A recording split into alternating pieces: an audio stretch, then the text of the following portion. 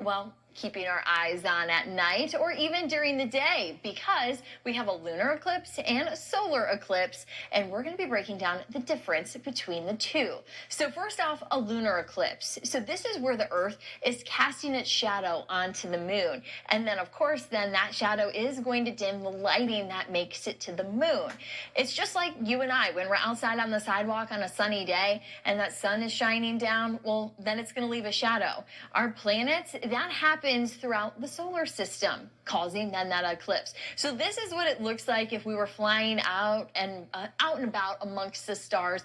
And of course, you have the moon, it's orbiting Earth, and you're actually going to find during a lunar eclipse that the Earth kind of gets in the way. So that means that the light towards the moon, not going to quite make it. So you have all those light rays that are coming out from the sun, leaving a nice reflection here on the Earth. But then that light, well, it just can't make it, casting that shadow onto the moon, causing then that lunar eclipse. And at times, though, it might appear to have a little bit of a reddish hue.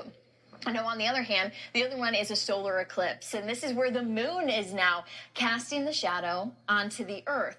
And actually, the moon, for us here on Earth, can block or even give us a partial view of the sun. And at times, if it's blocked, then it's completely dark. So this is how it works. You still have the sun, and we have the Earth, but in the middle, you have the moon that spins around, and it kind of, once again, gets in the way, just like the Earth did during a lunar eclipse.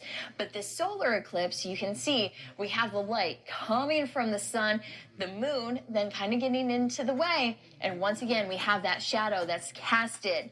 Now, a solar eclipse happens quite a bit faster than a lunar eclipse. It takes just minutes for that eclipse to happen because of the movement of the Earth, the moon, and the sun.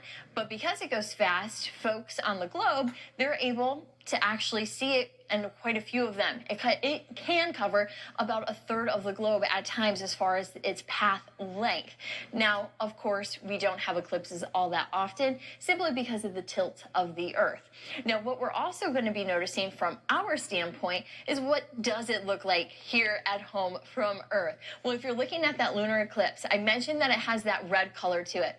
And that's because that light, those wavelengths, they're a lot longer. So as they're trying to make it to the moon, of course, the Earth blocking it, those longer wavelengths to our eyes appear about that red color. So that's why the moon sometimes can have a little bit of that reddish tone. Then in a solar eclipse, what it'll look like to us here on Earth is you have the sun, but then you have the moon. That's going to be moving in, and it's then going to be blocking the sun itself. So at times during totality or that complete darkness, you can take those safety glasses off, but you are going to need them as that moon is moving through.